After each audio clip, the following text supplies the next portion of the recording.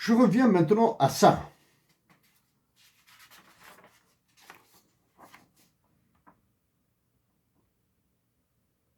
Casque bleu de la MINUSMA, Force et Police.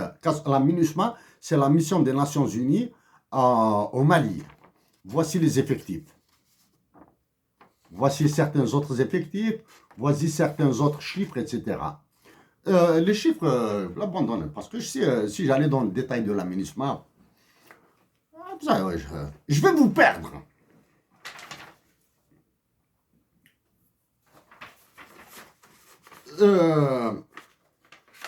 Ce qui est intéressant, ce qui est important de voir,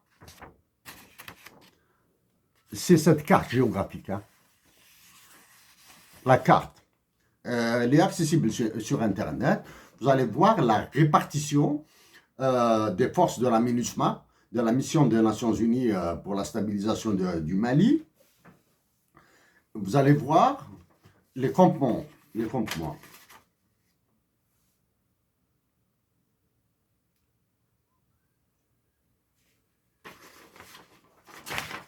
Je vais rester en surface. Hein. Je vais rester en surface.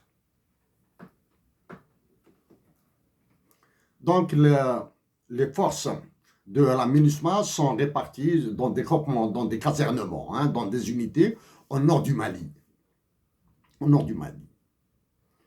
La plus proche, elle est du côté de Kidal. Kidal, c'est un village, une ville malienne au nord qui fait face à Tinzaouatine en Algérie.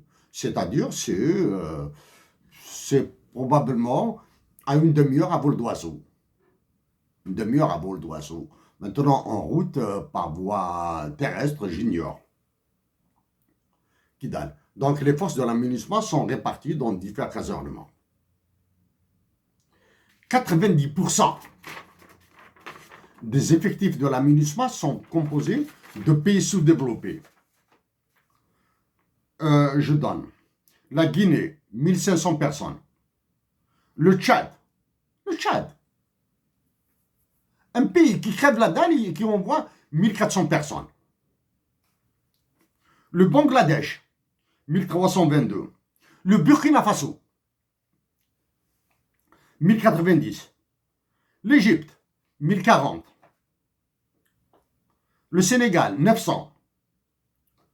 Le Togo, 932. Le Niger, 867. La Côte d'Ivoire, 818. L'Allemagne, 429. C'est de vous rappeler uniquement ces chiffres des pays sous-développés. Vous remarquez que dans le top 10, hein, ça c'est le top 10 des plus grands contributeurs à la mission des Nations Unies pour la stabilisation du Mali. Les casques bleus et les forces de police. Police, casque bleu, c'est la même chose. Hein? C'est les 10 plus grands contributeurs en termes d'effectifs. 95% des effectifs sont composés de pays sous-développés. Vous avez remarqué l'absence de la France. Là, ça c'est l'ONU. Vous avez remarqué l'absence de la France. Elle qui claironne, à qui veut l'entendre, qu'elle est là pour aider le Mali. Maintenant, il y a l'Allemagne qui quitte, qui a décidé de rapatrier ses soldats. Il y a l'Allemagne, il y a le Danemark qui a décidé de retirer ses troupes de la MINUSMA. Retirer ça. Donc, s'il vous plaît, là, vous... Il n'y a pas de mépris. Le sous-développement est là. Quand un pays est sous-développé, il est sous-développé. Imaginez des soldats de pays sous-développés qui veulent apporter la paix. Dans un pays tout aussi sous-développé. Est-ce qu'ils vont rester? Ah, ils vont en partir. Donc maintenant, le lien. Le 1er novembre passé, que s'est-il passé à Alger? Le secrétaire général des Nations Unies a été présent au sommet de la Ligue arabe, invité d'honneur. Et j'ai dit, qu'il fallait que je fume beaucoup, beaucoup et beaucoup de moquettes pour que je croie qu'il était l'invité d'honneur du sommet de la Ligue arabe. Donc, il est venu pour dire que la MINUSMA est en voie de disparition, c'est-à-dire la mission de la MINUSMA, de la mission des Nations Unies pour la stabilisation du Mali, le mandat ne sera plus renouvelé parce que les membres permanents du Conseil de sécurité de l'ONU sont en guerre. Élément accessoire, c'est-à-dire ils vont laisser les forces Wagner de la Russie se casser la gueule.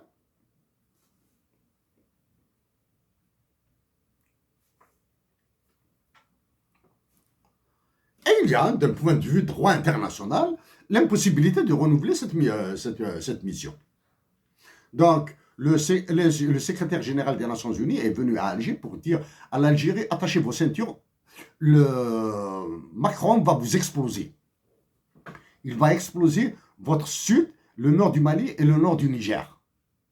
Le nord du Mali et le nord du Niger et le sud de l'Algérie. Il va vous exploser.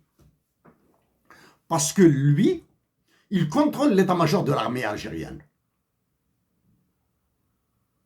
Il le contrôle. La meilleure preuve du contrôle, c'est le CEMOC, c'est le comité d'état-major opérationnel conjoint. Voilà. C'est aussi simple que ça. Donc,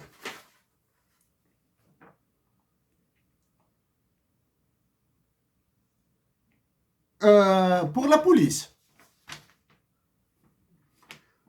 le Sénégal a fourni 324 éléments. Le Bangladesh a fourni 165 et l'Égypte 140, quelque chose comme ça. Et le Niger a fourni 26, la Tunisie 27, la France a fourni 14. 14 policiers. Que font ces policiers? Est-ce qu'ils règlent la circulation au Mali? Est-ce qu'ils font des amendes? Qu'est-ce qu'ils font, policiers? Ils surveillent les viols des jeunes femmes et des jeunes filles et des jeunes femmes?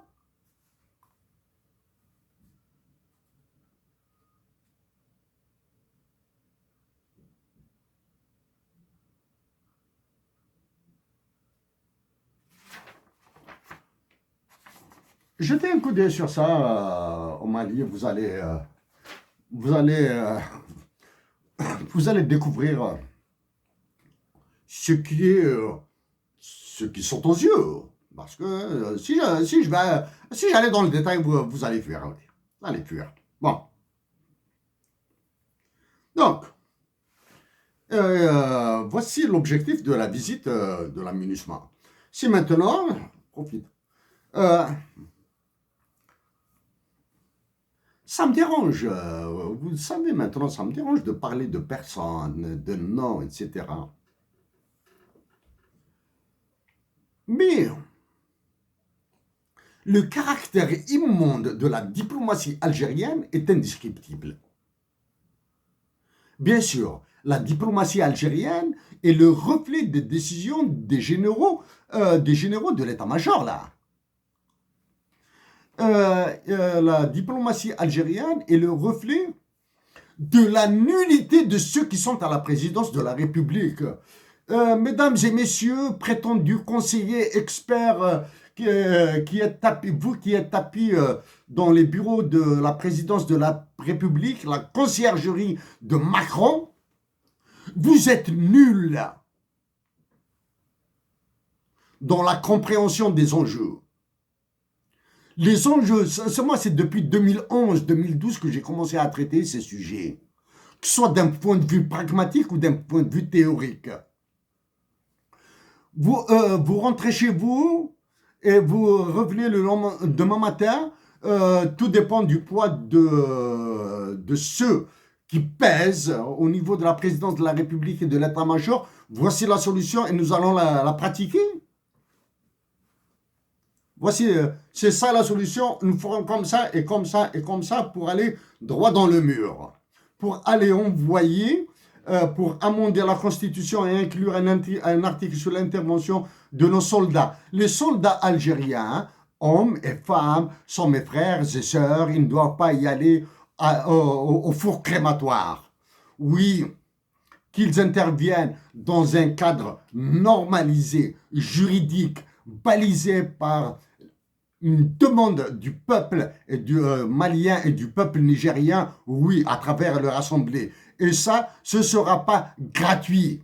Les Maliens et les Nigériens, vu leur passivité, le dernier message que j'ai envoyé au chef d'État, je vais revenir sur le précédent président du Niger, a montré le niveau de blocage et leur peur de Macron.